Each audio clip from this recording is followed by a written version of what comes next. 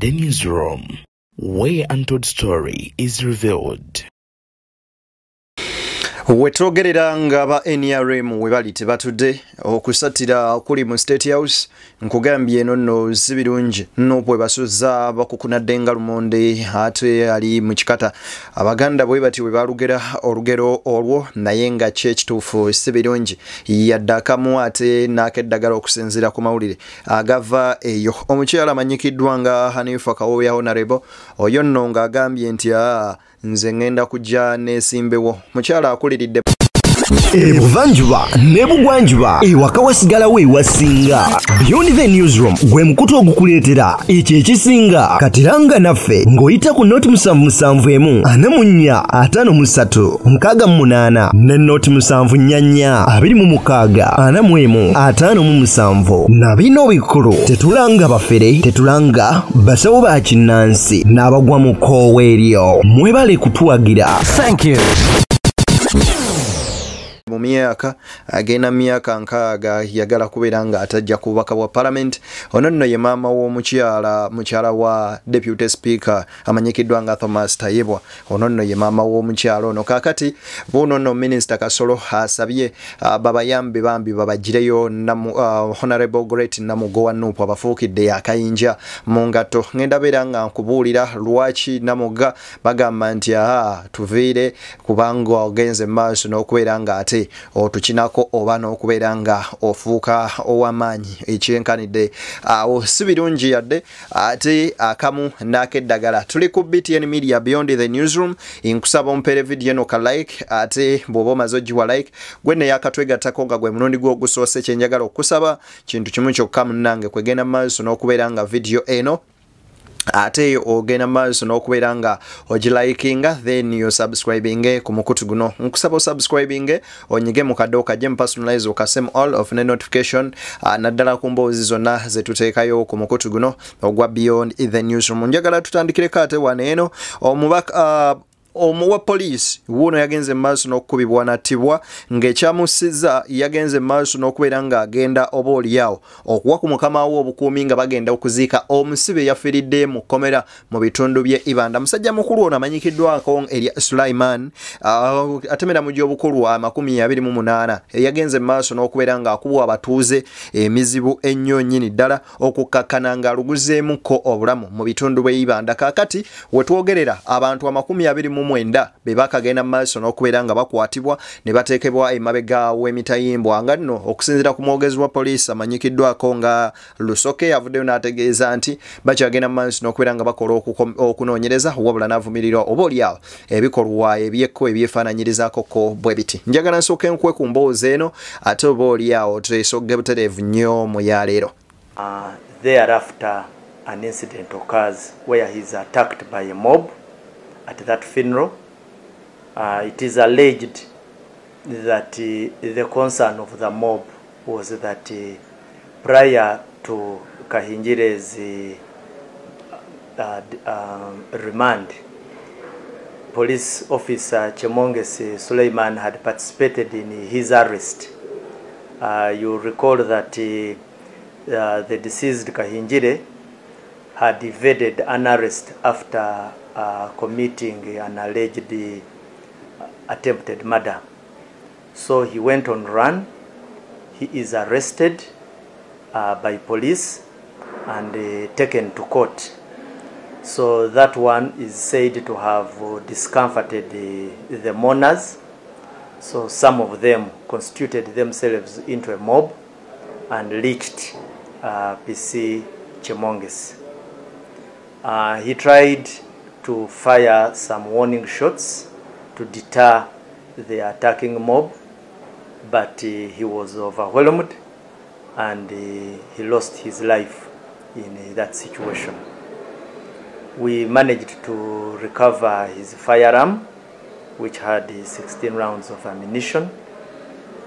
Also would like to update you that we have started the hunt for all those who were engaged in that wanton act of killing the police officer. And as we speak, we have 29 suspects in custody.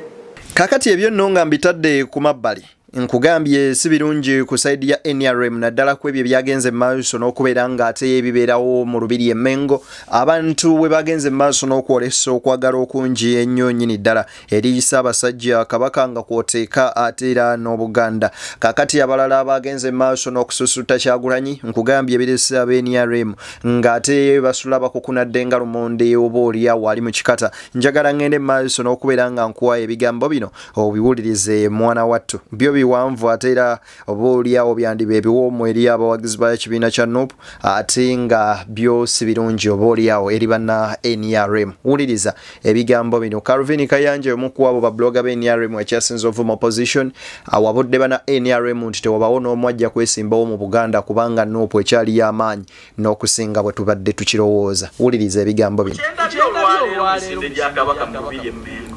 Wevu ekyasitandinga era Bobi Wine akyali w'amaanyi. Nabagamba katulinde emisinde gya Kabaka tulaba abavubuka babadde mu Buganda wawe bakuuse mu maanyi gaabwe mu Buganda naye ekituufu kyennyini Bobi Wine akyaliko ku ground era gwe toteeka ssente zo mu 2026 mu Kalulu mu Central bagenda kukulira bwerere. Gezaako Solo Ajumanyi Mbalala Pakwati ebitundu by'eggwanga ebirala naye wano akasajja kasikasitandinga strong. Ndabyo okuyaayana kw'abantu ne groups zonna eziyingira olubiri nga ziri politically motivated nga ziri ku kintu eki mwoyo Bobi Wine ng'abantu balina boyinza na kubanyonnyola nti President Museveni yeyazza Obwakabaka ye yabuzimba. President Museveni ne Jennifer Musisi be baakola ekkubo lino ne bateekako n'ebigala byebyo n'ebyomulaba ebyokwewunda okulaba nti Obwakabaka bufuna ekifaananyi ekinyirira nga tolina byoyinza kubyogerera. Ekitegeeza abantu temubasomeseza kimala temucommunicatinga n'abantu oba temubakoledde. Erinnya ly'NRM libadde terina kuvugibwa libadde terina weesobola kwogererwa wadde akaama mu lubiri. Mbabuulira era mbalabula weevu ekyasitandinga ekyali strong mu Buganda muyiya. Ng'okyagamba nti weevu ekyali y'amaanyi era ekyasitandinga ebintu bya NUP we biri mu nnywanyi tebikyaliko weevu. Bannayuganda oba Abaganda nabo balina ensonga zaabwe ssemasonga. Buganda erina ensonga zaayo ssemasonga 5 zeekyayimiriddeko ne kaakati zeekyabanja. Mayiro akenda Buganda zeegenda maaso n'okubanja mpaka nakati teziddizibwanga. Ate era Obuganda newankubadde nti President Museveni yafuba okubeera nga abukomyawo banga akomyawo Kabaka naye Obuganda bwali we bulinga Kabaka taliiwo. Obuganda bwaliwo ng'omulembe gwa NRM government tegunnajja era Obote yafubutula Kabaka mu lubiri lwe n'agenda maaso n'okuwaŋŋanguka n'agenda e Bungereza nti ensi yaffe eno yaliwo okusingira ddala ng'etambulira ku Bwakabaka so katosobola kubeera ng'oyawula oba oliawo Bwakabaka na ku bantu baabwo.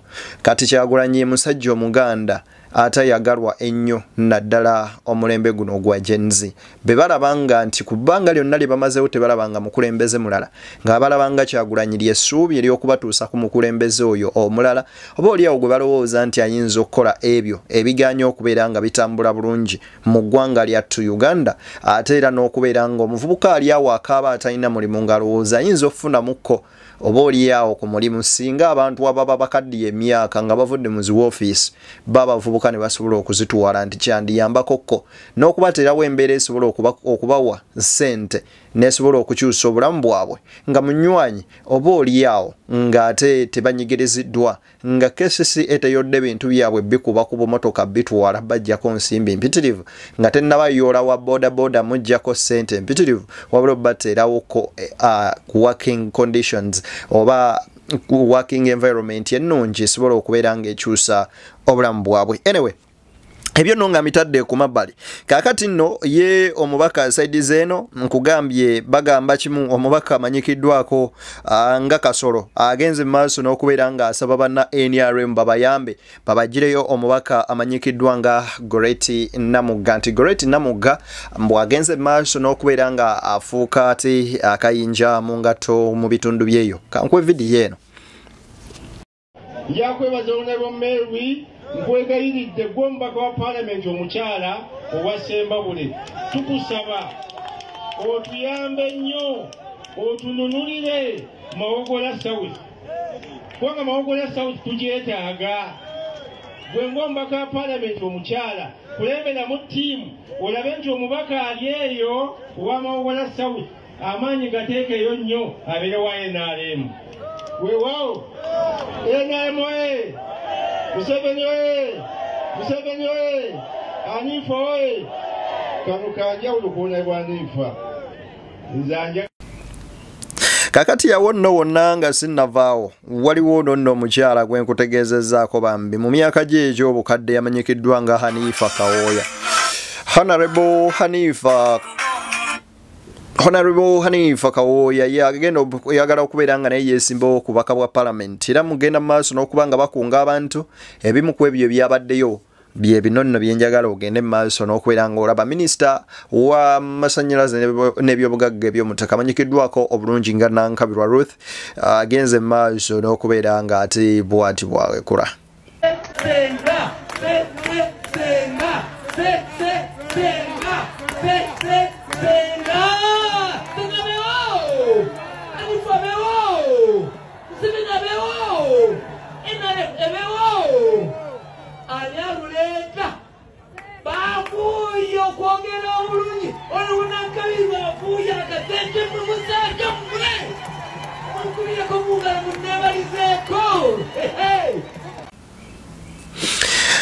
Yenna Kangubi Jennifer full figure no gwaka akyayogera.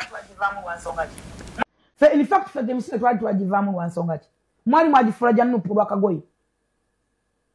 Era ngambera mudduka mu lubiri mu kifo ky'okuyimba kabaka muyimba Bobby nga mwakifula kya Nuupu. Nze nali sidduka misinde gya Ssaabasajja Kabaka. Wadduse ku luno. Nadduse ku luno. Lwa mukuumaddamu Katikkiro kye yayogedde. Nemanya nti wajja kubeerayo emirembe. Naye nali sigidduka. Njagala kyogera lwatu. Nga wandise saakulabye nako. Na nze nziruka ninga empeewo. Osobola n'okundabawo empisa gwe. So, obwakabaka mu bujje mu nonsense.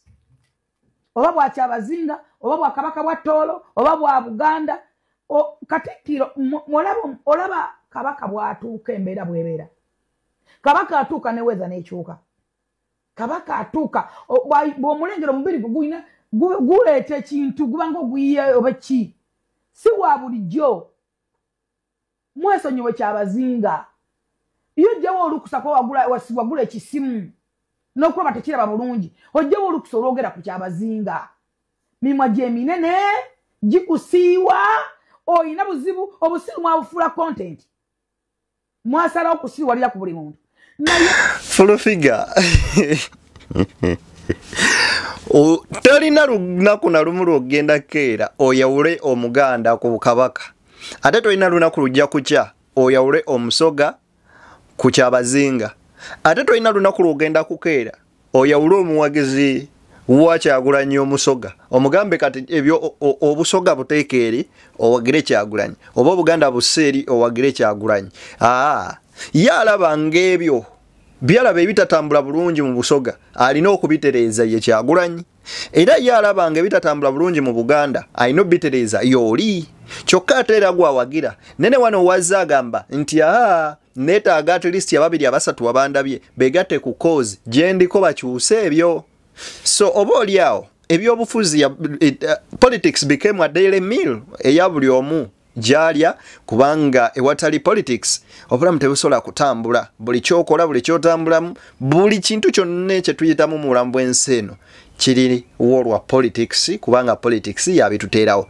so tewaliwo ogenda kubeera nga ate oba oli awo obigoba mu bantu oyo nno ye full figure Nakangubi ate Jennifer njagala genda maaso n'okubeera nga ate nkuwa ku musajja mukulu amanyikiddwa nga Bajjo yayisizza eggaali mu Frank Gashumba kwoteeka Kwezi luwa Bobi Wine kubanga Kwezi ku myaka gy'olina enkaga mwena simanyi atano mwena tosobola kunenya Kyagulanyi omwana omuto eyakamala mu byobufuzi emyaka ena n'otandika omuteekako bulemu ya Museveni ogenda mu nsiko yali akoze mu gavumenti ya Amin for your information okimanyi batogimanyi Museveni yali minister ku mulembe gw'obote ne TikTok lero lutwa Museveni yagenda ogenda sokoleke kusomesa towebera bya kisiru kubanya nze kumala mu busiru kasoke nkuyambe kusomesa tojja yate bantu ka kusomesa ate jeyo ate bwo kasomesa ka kabijjayo nkusomesa ate ate bijjayo lwaki kitomanyi tomanyi history nkusomesa ate jabala kusomesa toina chomanyi kana lwaki bijjayo lwaki bijjayo Bijjayo ensera bento tegera kweze oyogeza mutamanyi kakati chenjagalo yigire njagala ensera tegento tegera kamaleyo point yange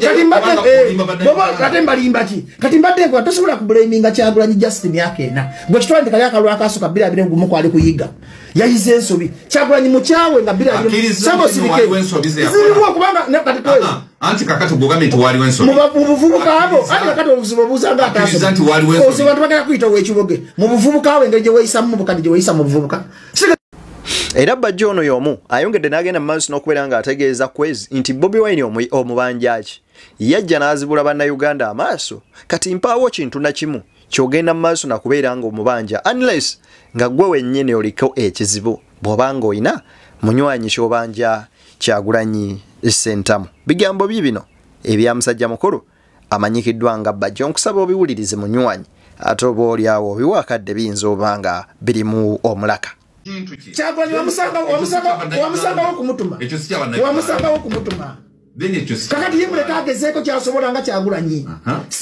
tali ku mpeerero yo tolina musala gw'omusasula sigwa mugamba nti biyingiremu kati yiye amanyi bwavuga direction ne bagero tuuse ekintu ki mulekera wakamanyiro n'okumanyira abantu mutumutumaze amaanyi bwe yali abitandika waliyo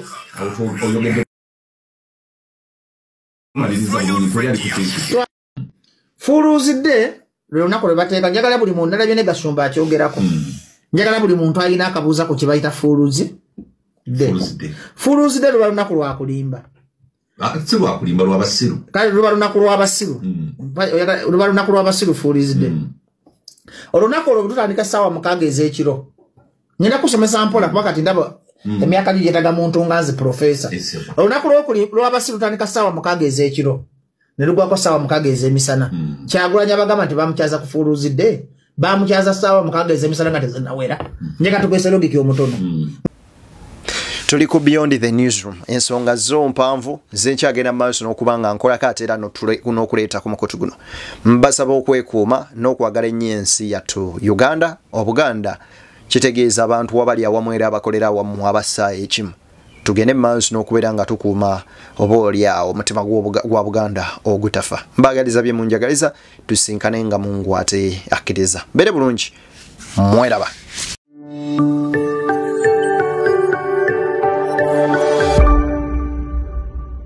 Beyond the Newsroom, where untold story is revealed.